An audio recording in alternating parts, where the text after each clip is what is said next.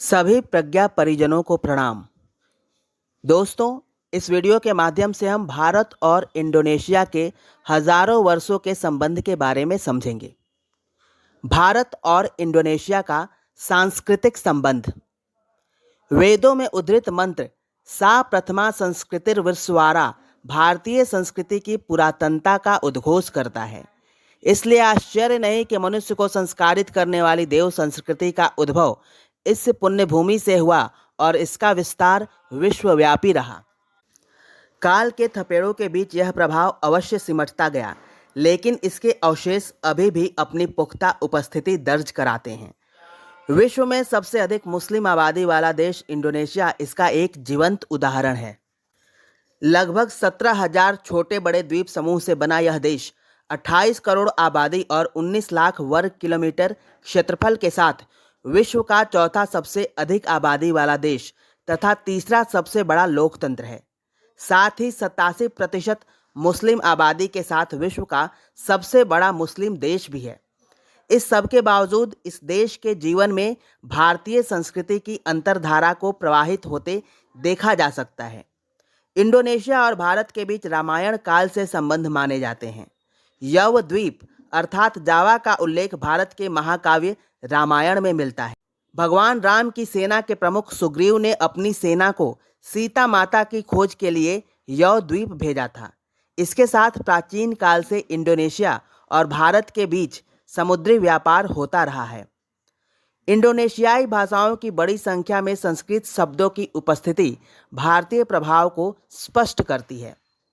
वस्तुतः भारत से पल्लव लिपि और संस्कृत भाषा को अपनाने के बाद इंडोनेशिया ने अपने ऐतिहासिक काल में प्रवेश किया, जो कि इंडोनेशिया के सबसे पुराने राज्यों जैसे कुताई के यूपा, तरुमानगर के तुगु और कलिंग के ऐतिहासिक अभिलेखों से प्राप्त हुए कुछ प्रारंभिक शिलालेखों से प्रमाणित होता है। इंडोनेशिया शब्द देश के स्वतंत्र गठन से बहुत पहले 18वीं शताब्दी का है। इंडोनेशिया का नाम ग्रीक भाषा का है, जो इंडो और नेसो शब्दों को जोड़कर बनाया गया है।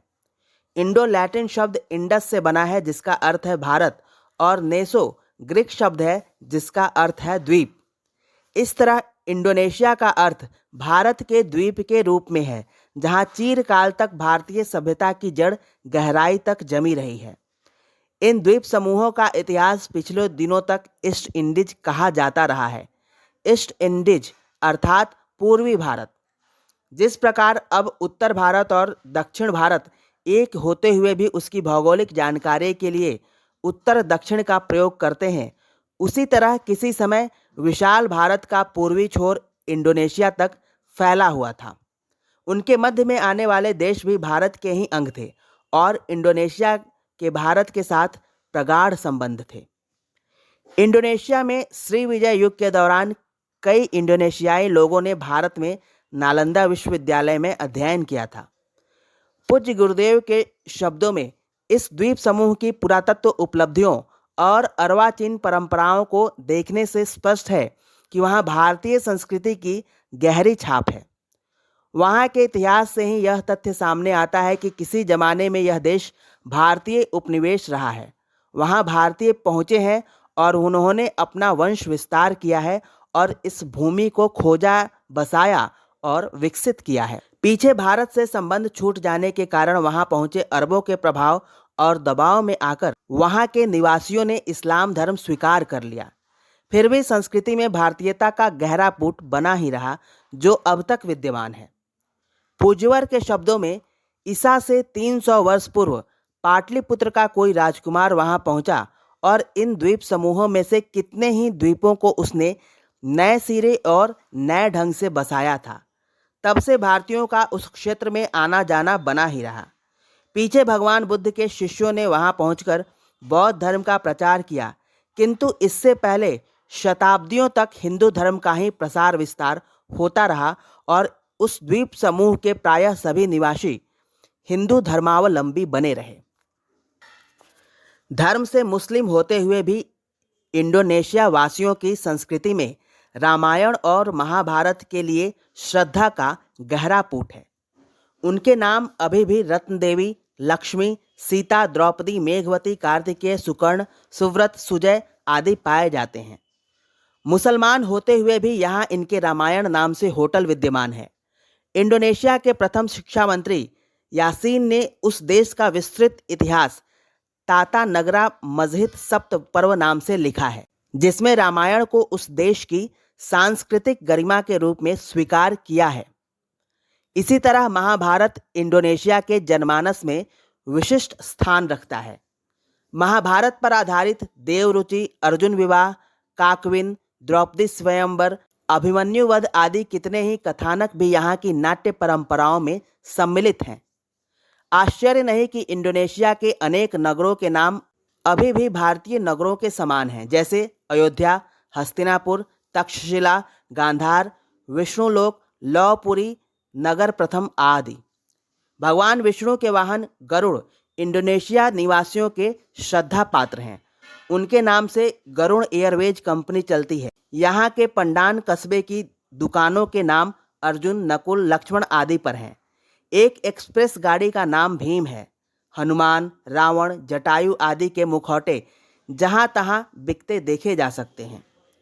जोग्याकार्ता का प्राचीन शिवालय 140 फुट ऊंचा है। इसमें 16 बड़े और 240 छोटे मंदिर सम्मिलित हैं। भूचाल से ध्वंस होने पर भी जो कुछ बचा है वह भी अत्यधिक हृदयग्राही है। रामायण अभिनयों में जोग्या के सुल्तान की पुत्रियां सीता और त्रिजटा का अभिनय करती हैं।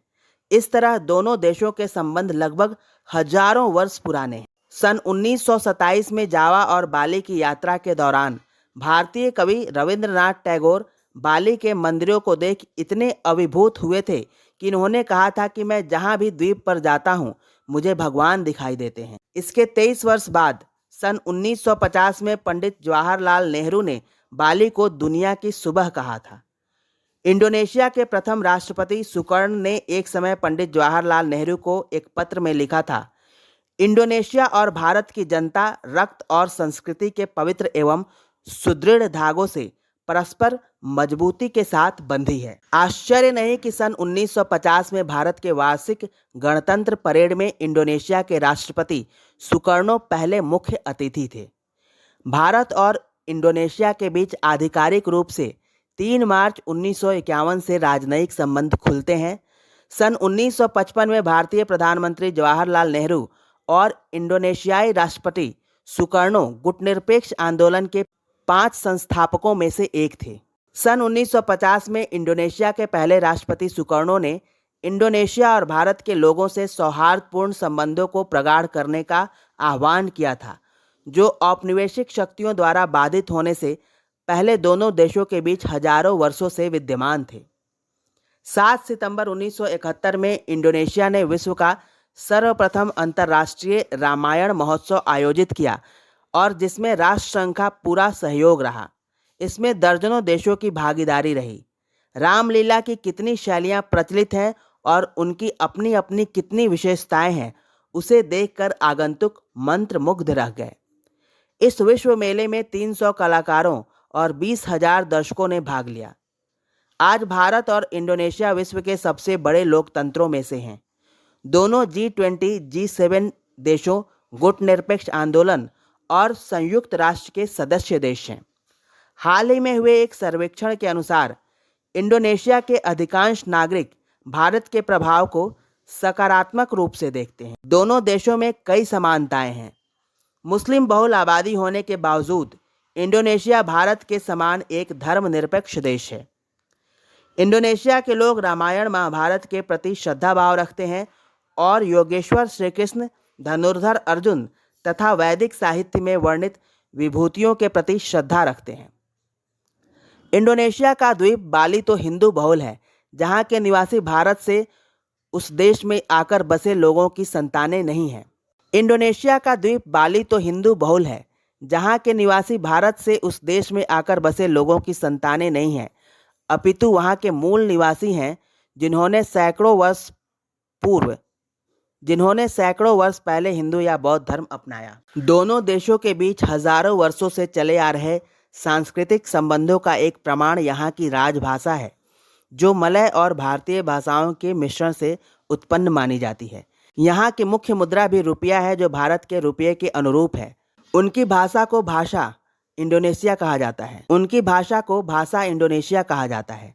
स्वर्ग नरक जैसे उनके कई शब्द भारत से मिलते हैं। इंडोनेशिया के पारिवारिक और सामुदायिक जीवन के अनेक परंपरागत रीति रिवाजों का प्रेरणा स्रोत सनातन धर्म ही है। बाली में हिंदू मंदिरों की संख्या लगभग 5 से 6 हजार बताई जाती है। यहाँ की महिलाओं में धर्म के प्रति आस्था का भाव भारत जैसा ही है। आज भी दोनों देशों के सुदृढ़ राजनयिक संबंधों के साथ यहाँ के सांस्कृतिक संबंध सूत्र प्रगाढ़ हैं। निस्संदेह सांस्कृतिक टकराहट से भरे इस युग में धर्म की भिन्नता के बावजूद इंडोनेशिया और भारत की सांस्कृतिक एकता के संबंध सूत्र विश्व शांति एवं सौहार्द की दिशा में मानक एवं प्रेरक हैं। दोस्तों, अगर आपको हमारा ये प्रयास अच्छा लगे तो कृपया हमारे चैनल को सब्सक्राइब करें और लाइक अवश्य करें। कमेंट बॉक्स में अपना बहुमूल्य कमेंट देना न भूलें। धन्यवाद।